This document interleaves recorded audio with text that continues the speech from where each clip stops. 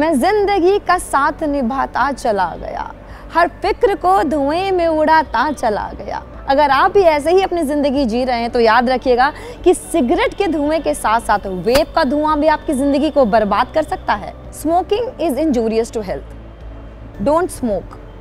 धूम्रपान करना निषेध है। ऐसे कितनी सारी लाइन्स हम रोज़ाना सुनते भी हैं, रोज़ाना पढ़ते भी हैं, लेकिन कर देते हैं नज़रअंदाज।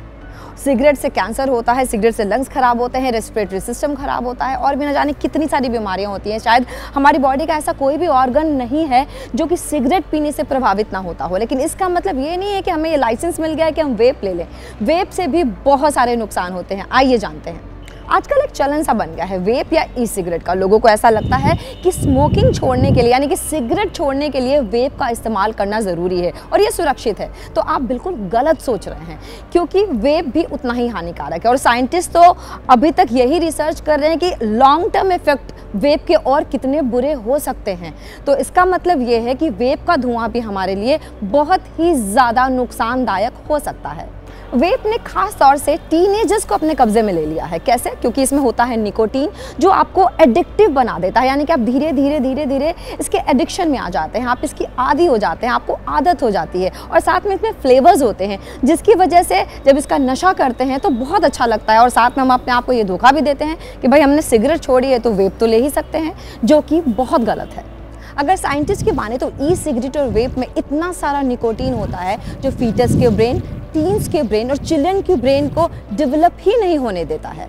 और जो ई सिगरेट से वेपर निकलता है वो इतना ज़्यादा नुकसानदायक हो सकता है कि इससे कैंसर और लंग्स खराब होने तक का खतरा बढ़ सकता है। रुकिए, यहाँ पे खतरा ख़त्म नहीं हुआ है। वोलेटाइल ऑर्गेनिक कंपाउंड्स पाए जाते हैं वेप में, इसके अलावा हैवी मेटल्स पाए जाते हैं और सबसे खतरनाक जो केमिकल पाया जाता है वो है डाईएसिटाइल, जो कि कैंसर करने का सबसे बड़ा, मैं यूँ कहूँ कि जिम्मेदारी लेता है। तो बिल्कुल गलत नहीं होगा। एक रिसर्च के हिसाब से माने तो स्मोकिंग को कम करने के लिए वेप का सहारा कुछ लोगों ने लिया है और कुछ लोगों को फ़ायदा ज़रूर हुआ है। लेकिन ये हमेशा याद रखिएगा कि रिसर्च ये भी कहती है कि इसमें निकोटीन की मात्रा बहुत ज़्यादा होने की वजह से हमें आदत जो लग जाती है ये हमारे लिए और भी ज़्यादा नुकसानदायक हो सकता है। कैसे? जब रेस्पिरेटरी सिस्टम की बात करते हैं तो कई बार ये सिगरेट के धुएं से ज़्यादा नुकसानदायक हो सकता है। 100 बात की एक बात, अगर यूँ कहें कि सिगरेट खाई है तो वेप क्या होगा? कुआं होगा।